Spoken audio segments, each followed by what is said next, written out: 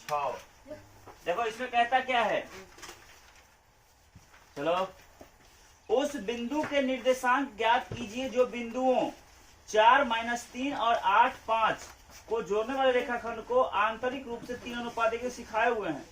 देखो यहाँ मान लेंगे, माना कि ए नियामक कितना जल्दी बोलो,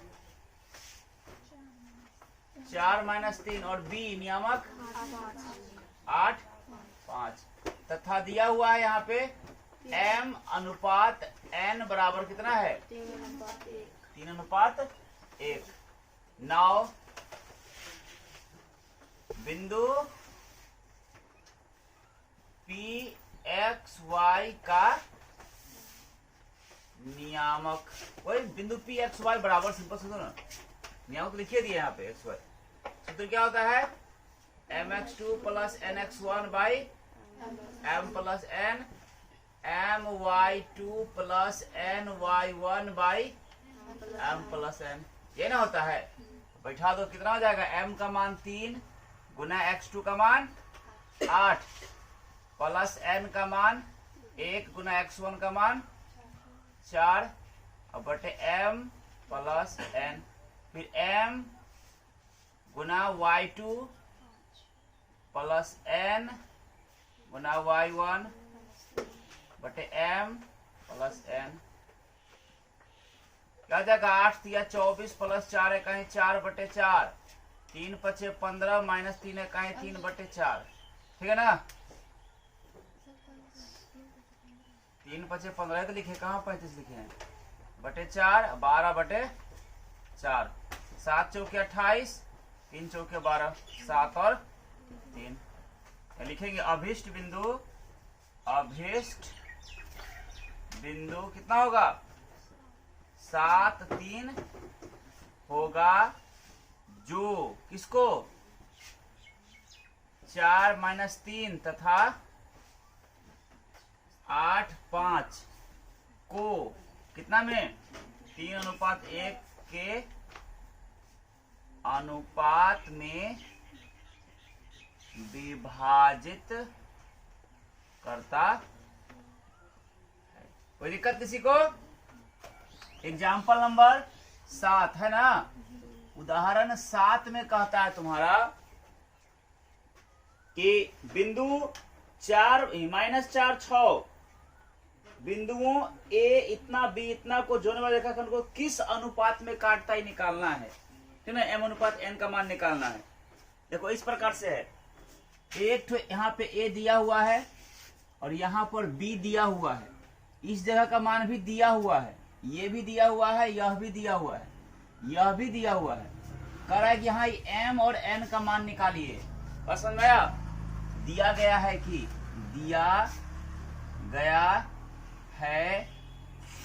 क्या दिया गया है, a का नियामक जल्दी लिखाओ, -6 10, a का नियामक है ना।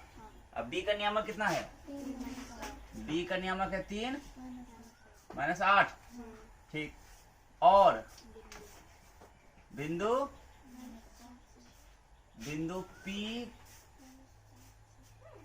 P का नियामक है -4 और 6, ऐसा समझ में, -4 और 6।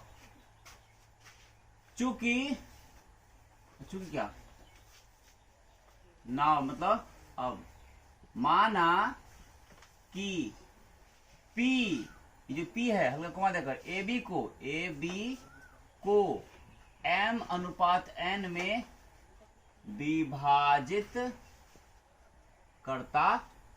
सबसे पहले क्या कर लेंगे, मान लेंगे कि माना कि जो P बिंदु है, ये वाला P, यहाँ P है, ये P बिंदु A और B को m अनुपात n में विभाजित करता है, मान लिए। तो इस सूत्र क्या होता है, P का नियामक बराबर, सूत्र होता है mx2 + nx1 by m + n और my2 + ny1 बाई m + ये ना होता है, इतना बराबर क्या होता है, वही P का बिंदु का वही x y, ये होता है। फॉर्मूला इसी पर उल्टा लिखिए, इसको ना लिख, इसको लिख लिए हैं क्योंकि यहाँ पे ये दिया हुआ है।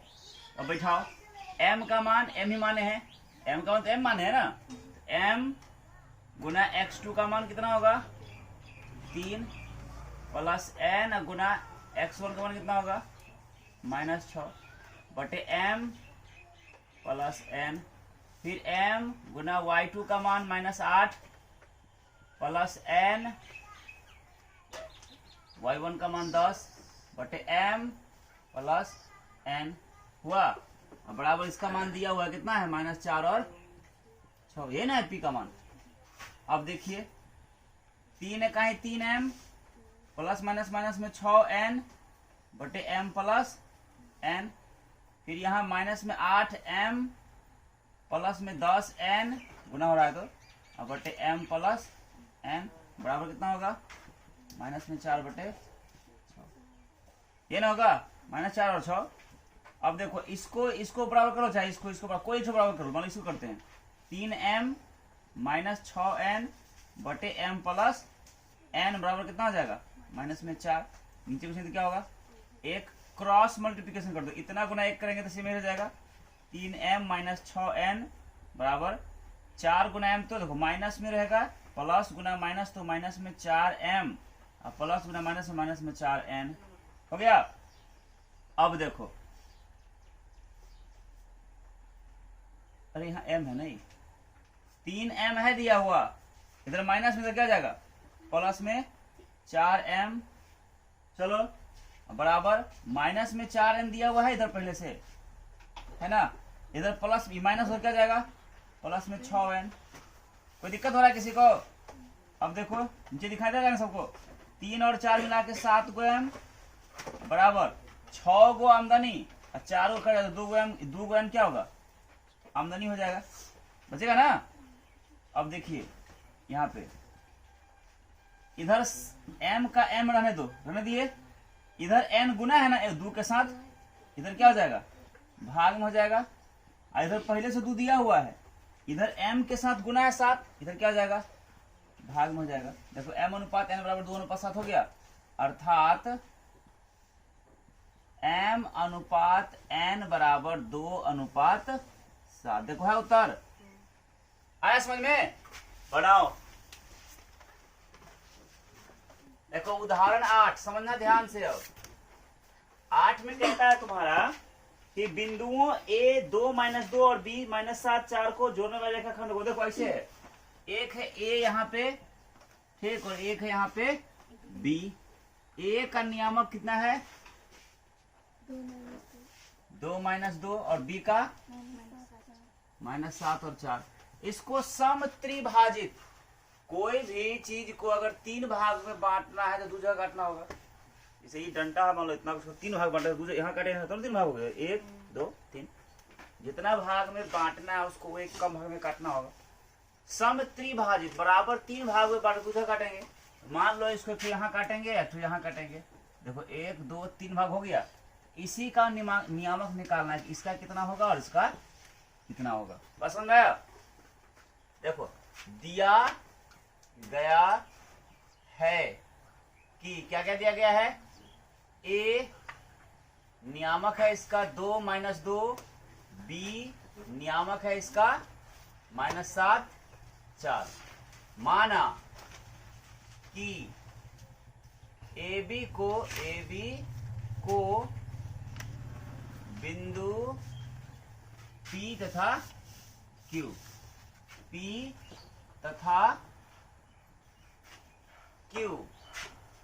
सम त्रिभाजित करता है।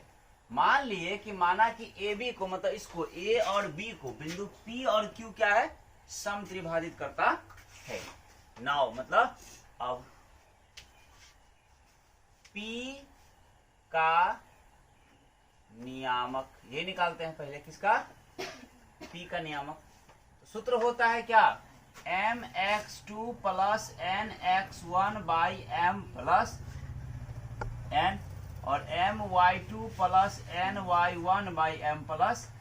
अब यहां समझना यही है, गौर करो, अगर हम इस जगह का बात करें और बराबर है ना सम तो बराबर, ये तो बराबर है ना है, अगर हम इसके लिए बात करें इस जगह पर इधर का भाग है, एक भाग है, इधर का भाग है, दो भाग। ऐसा समझ में? इसके लिए m का मान 1 हो जाएगा, n का मान 2 हो जाएगा। लेकिन जब इस पर चर्चा करेंगे, यहाँ पर इस बिंदु पर, इस पर इधर कितना भाग हो जाएगा, इधर 2 भाग हो जाएगा, इधर कितना भाग हो जाएगा, इसके लिए इधर 2 हो जाएगा, इधर 1 हो जाएगा। बात समझ में आया ना? यही सिर्फ समझना है सही से। आया समझ में कि नहीं? बात समझ में आया? ठीक है। बिंदु P का नियामक, बिंदु P का नियामक सूत्र हो गया, बिठा दो। m का मान कितना हो जाएगा P के लिए, इसके लिए m का मान 1 हो जाएगा, उधर 2 भाग हो जाएगा। 1 गुना x2 का मान -7 अब प्लस n का मान 2 गुना x1 का मान 2 बटे m प्लस n। फिर m का मान 1 गुना y2 का मान 4 प्लस n का मान 2 गुना y1 का मान -2 और बटे m प्लस n। कोई दिक्कत किसी को? अभी कितना हो जाएगा, माइनस में 7 इकाई 7 प्लस 2 दूना 4 बटे 3 और ये हो जाएगा 4 इकाई 4 माइनस 2 दूना 4 बटे 3। देखो 7 रुपया कर्जा, 4 रुपया में 3 रुपया कर्ज हो जाएगा, अब बटे 3 और 4 में 4 घटेगा 0 बटे 3, कट जाएगा एक बार में, तो माइनस में 1 और 0। ये किसका हो गया? P का। इसी प्रकार से फिर निकालेंगे बिंदु Q का नियामक या निर्देशांक। सूत्र वही होता है क्या, mx2 plus nx1 by m plus n और my2 plus ny1 by m plus n होता है ना। बैठाओ, इसके लिए इधर 2 भाग हो गया ना, m का मान 2 हो जाएगा और n का मान 1 हो जाएगा। m का मान 2 गुना x2 का मान -7 प्लस n का मान 1 गुना x1 का मान 2 बटे m प्लस n। फिर m का मान 2 गुना y2 का मान 4 प्लस n का मान 1 गुना y1 का मान -2 हो गया, अब बटे m प्लस n। कोई दिक्कत? कितना हो जाएगा, माइनस में 7 दूना 14 प्लस 2 इकाई 2 बटे 3 हो जाएगा 4 दूना 8 माइनस 2 इकाई 2 बटे 3। तो 14 रुपया कर्जा, 2 रुपया में से 12 रुपया कर्जा बटे 3 हो जाएगा, 8 में से 2 घटेगा 6 बटे 3। देखो 4 तिया 12 माइनस में 4 और 3 दूना 6 2 हो गया। आए समझ में? बढ़ाओ।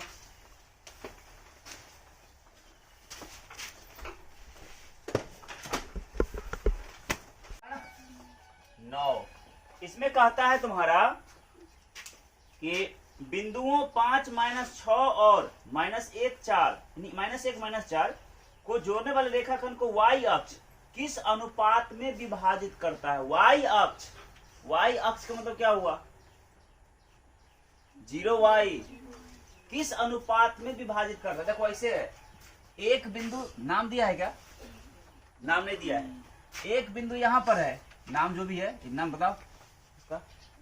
5 - 6 5 और -6 और एक बिंदु यहाँ पर है, कितना है बोलो, -1 -4।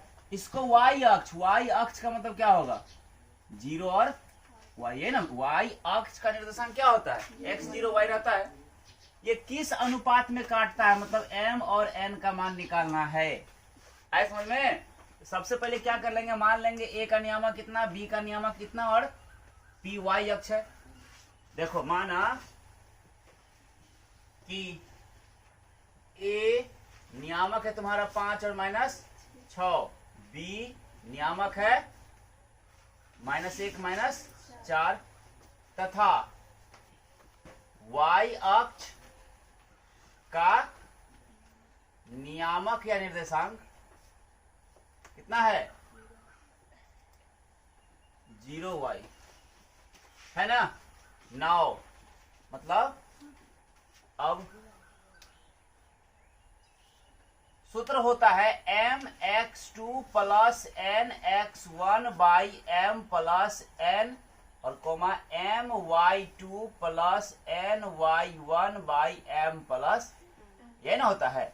अब बराबर होता है क्या, जिसका सूत्र होता है तो p 0y, ये ना है, ये ना y अक्षर है जो इसको काट रहा है। तो किस अनुपात में, तो m अनुपात n मान लिए हैं, m अनुपात n का मान निकालना है। तो क्या होगा, मान बैठाते हैं। m का तो मान m ही रह जाएगा क्योंकि निकालना ही तो यही है। लेकिन x2 का मान कितना होगा, x2 का मान -1 और जोड़ n का मान n रहेगा गुना x1 का मान 5 बटे m प्लस n। फिर कोमा m का मान m रह जाएगा, y2 का मान -4 प्लस n का n रह जाएगा गुना y1 का मान -6 बटे m प्लस n बराबर कितना हो जाएगा, 0 और y, ये ना हो जाएगा। माइनस में m एक का ही m और प्लस में 5 गुना n तो 5n बटे m प्लस n। फिर कोमा माइनस में 4 गुना m तो 4m प्लस माइनस माइनस में 6 गुना n तो 6n बटे m प्लस n बराबर कितना, 0 y। अब देखो जो है उसको इसके बराबर कर देंगे ना, -m प्लस 5n बटे m प्लस n बराबर कितना, 0। ये वाला इसके बराबर होगा ना रे, बटे कुछ नहीं क्या, एक क्रॉस मल्टी तिरछा गुना करो, इतना गुना एक करेंगे तो यही रह जाएगा। माइनस में m प्लस में 5n बराबर किसी चीज को ब्रह्मांड को गुना कर दीजिए, कितना हो जाएगा, 0। तो कितना हो गया, माइनस में m बराबर इधर प्लस उधर क्या जाएगा, माइनस में 5n, ये ना होगा। तो क्या हो जाएगा, ये देखो ध्यान से, इधर माइनस में m दिया हुआ है ना, इधर n गुना है ना, इधर क्या हो जाएगा, आखिर भाग में जाएगा n बराबर कितना, पहले से -5 दिया हुआ है, कुछ नीचे क्या होगा, 1 माइनस माइनस दोनों तरफ खत्म, यानी क्या निकल गया, m बटे n बराबर 5 बटे 1, यही ना अनुपात हुआ, अर्थात m अनुपात n बराबर हो गया 5:1। तो लिख सकते हैं यहाँ, अतः y अक्ष बिंदुओं कौन कौन रहे, 5 -6 तथा -1 -4 को 5:1 में विभाजित करता। आया समझ में कि नहीं आया समझ में, किसी को दिक्कत, बनाओ, देखो लिखाओ तो, उदाहरण 10 है ना, उदाहरण 10 दिया है कि बताइए, ए का नियामक 6:1, बी का नियामक 8:2, सी का नियामक 9:4, डी का नियामक कितना, P3 9 है ना। कह रहा है कि बिंदु ए बी सी और डी एक समांतर चतुर्भुज के शीर्ष हैं, तो P का मान ज्ञात कीजिए। देखो एक बात याद रखना, समांतर चतुर्भुज में क्या होता है, जो दो विकर्ण होता है ना, एक दूसरे को जैसे ही है ना, देखो इस प्रकार से फोटो दिखाते हैं, ऐसे समझ कर लो, ऐसे है समांतर चतुर्भुज ना, इसमें जो विकर्ण होगा ना, ये एक दूसरे को समद्विभाजित करता है, मतलब जितना ये अगर मान लो 10 है टोटल, तो ये 5 हो जाएगा, ये 5 हो जाएगा। अगर ये जो है अगर 8 है तो ये 4 हो जाएगा, ये 4 हो जाएगा। मतलब एक ही बिंदु पर दोनों क्या करता है, समद्विभाजित करता है। बात समझे ना, विकर्णों का जो कटान बिंदु है वो एक ही बिंदु होता है और दोनों समद्विभाजित होता है आपस में, ठीक। तो सपोज कि 4 लिख दिए से हम, ऐसा होता है ना। सपोज कर लो ए है, यहाँ पर बी है, यहाँ पर सी और यहाँ पर डी है कि नहीं। सबसे पहले क्या लिखेंगे, लिख देंगे, हम जानते हैं कि समांतर चतुर्भुज के विकर्ण, हम जानते हैं कि समांतर चतुर्भुज के विकर्ण क्या होते हैं रे, परस्पर समद्विभाजित करते हैं ना। इसलिए अब देखो, परस्पर समद्विभाजित क्या हुआ, एक बार ए और सी का मध्य बिंदु ले लेंगे, है ना। ए सी का मध्य बिंदु जो होगा ए और सी का जो मध्य बिंदु होगा वही ना बिंदु होगा बी और डी का मध्य बिंदु। दोनों तो बिंदु देखिए है, बराबर हो जाएगा बी डी का मध्य बिंदु। बात समझ में आया कि नहीं आया? कह रहे नहीं समझ में आया? अरे समांतर चतुर्भुज में जो विकर्ण होता है ना, समांतर जैसे ए बी सी डी दिया हुआ है, सबका मान दिया हुआ है, लेकिन पी रख दिया है ना, यही पी का मान निकालना है कितना होगा। तो यहाँ ए बी सी डी दिया हुआ है और कह रहा है कि इसका पी का नियमक निकाले। तो हम लोग जानते हैं इस समांतर चतुर्भुज का गुण होता है कि इसका जो विकर्ण होता है ना, एक ही बिंदु पर समद्विभाजित होता है, एक ही बिंदु पर कटता है और एक दूसरे को बराबर। जैसे मान लो ये 8 रहता तो इधर 4 4 बराबर हो गया, अगर ये 12 रहता तो इधर 6 बराबर हो गया। एक ही बिंदु पर एक दूसरे को समद्विभाजित करता है, तो इसका मध्य बिंदु भी यही होगा और इसका भी मध्य बिंदु यही होगा। जब एक ही बिंदु दोनों बराबर ना होगा, उसी को लिखेंगे एक बार AC का मध्य बिंदु बराबर हो जाएगा BD का मध्य बिंदु। बस समझ में ना? तो मध्य बिंदु का सूत्र क्या होता है? x1 प्लस x2/2 और कॉमा y1 प्लस y2/, यही ना होता है। इसके लिए वही सूत्र हो जाएगा x1 plus x2/2 y1 plus y2/2। होगा कि नहीं होगा? अब बैठाते हैं ए और सी के लिए। देखो इसके ए और सी इस दोनों के लिए x1 प्लस x2 तो 9 जोड़ 6 जोड़ 9/2 और फिर y1 जोड़ y2 तो 1 जोड़ 5 सॉरी 1 जोड़ 4/2 हो गया ही। अब बराबर अब बी और डी के देखो, बी और डी इस दोनों के लिए x1 प्लस x2 तो 8 जोड़ p/2 और फिर y1 जोड़ y2 2 जोड़ 3/2। कोई दिक्कत? अब देखो 9 6 15/2 4 1 5/2 बराबर 8 जोड़ p/2 और 3 2 5/2। हमको तो निकालना है p का मान ना, हमको तो ये p निकालना है। तो p इसमें है ना, तो पहला वाला को पहला वाला से बराबर कर दो। ठीक है, इधर लिखते हैं, यानी इसको पहले लिख देते हैं 8 जोड़ p/2 बराबर कितना हो जाएगा? बराबर हो जाएगा तुम्हारा 15/2। देखो नीचे 2 2 खत्म हो गया, यानी p बराबर क्या बचा? 15 दिया हुआ है, इधर प्लस में 8 ना उधर क्या जाएगा? माइनस में 8, p का मान 7। कोई दिक्कत किसी को? देखो 7 है कि नहीं है? आया समझ में? बढ़ाओ।